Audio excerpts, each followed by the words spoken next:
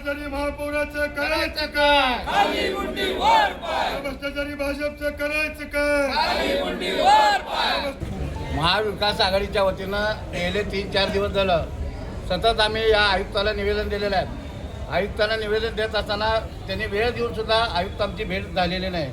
परंतु ह्या महापालिकेचे सत्ताधारी महापौर असू द्या, स्टँडिंग कमिटी चेअरमन असू द्या, त्यांचे सर्व पदाधिकारी सोलापूर शहरातील 7 ते 9 विषय आणलेले आहेत की 150 कोटीच्या पाणी पुरवठ्यासाठी 1,500 कोटीची जागा विकायचा घाट घातलेला आहे. गेल्या अनेक वर्षापासून हे सत्तेत हेच आहेत. काँग्रेसमध्ये सत्तेत येत होते, भाजपमध्ये सुद्धा सत्तेत हेच आहेत.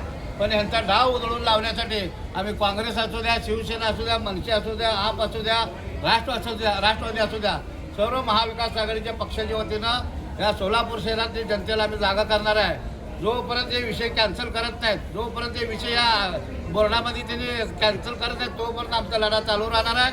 भविष्यात जर यांनी जबरदस्तीनं जर घाट घातले किंवा कुठली जागा आरक्षण जागा गिळाचं काम केले, त्या जागेवर सुद्धा आम्ही JCP नेऊन खड्डे मारू आणि तिथं काम कदापि होऊ देणार नाही. मला एवढं म्हणायचं आहे की ज्या लोकांनी विषय आणलेले आहेत त्यांनी अनेक शाळा गिळंकृत केलेल्या आहेत, त्यांच्याकडे अनेक मंगल कार्यालय आहेत. उत्पन्नाचं जर साधनच पाहिजे असेल ना तुम्हाला, आम्ही सांगतो उत्पन्न महापालिकेला कसं मिळायला पाहिजे.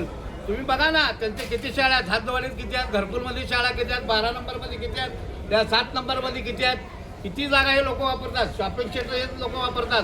म्हणून ह्या सोलापुरातल्या जनतेला सगळ्यांना आव्हान करतो, यांचा डाव ओळखा या सोलापूर शहर विकासाचा घाट घातलेला आहे.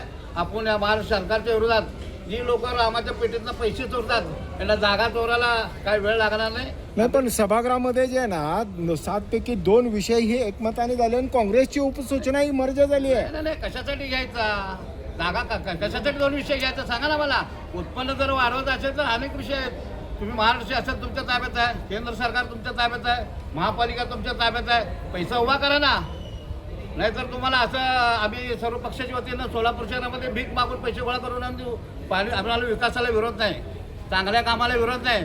परंतु तुम्ही मोक्याच्या जागा पूर्वीपासून निघतात, आता पण निघतायत, ह्याच्या पुढं पण निघणार आहे.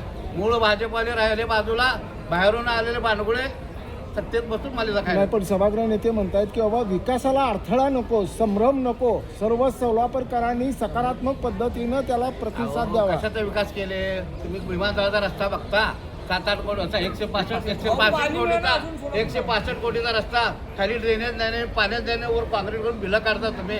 नाल्याचं बघता तुम्ही. आता तुम्हाला सांगायची गरज नाही, तुम्ही रोज बातम्या लावता. नाले सफाईमध्ये असेच बिलं काढता तुम्ही. महापालिका अनेक भ्रष्टाचार केलाय. सर्व आयुक्ताच्या संगणमताने हा महापालिकेत भ्रष्टाचार चालू आहे. आम्ही आणि कुठल्याही कशाही पद्धतीने विषय नेताजी प्रश्न असा आहे की एकमताने ठराव झाला आहे, त्याच्यामुळं सभागृह नेत्याचं आव्हान आहे की आता ठराव झालेला आहे तर सकारात्मक पद्धतीनं बघा.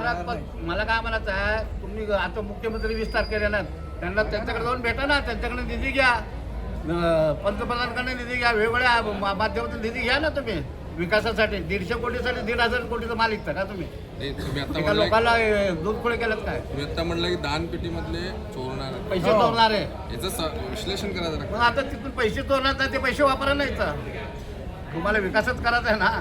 कुठं जर पैसे गोळा करता तिथं लावायचे, बोगस कामं करायचे, बिलं उचलायचे 100-200 कोटीचं आणि 150 कोटीचं 1,500 कोटीची जमीन विकायची. ज्या ठरावाला सोलापूरकरांचा विरोध आहे. विरोध आहे. सोलापूरकरांचा विरोध आहे म्हणजे विरोध आहे.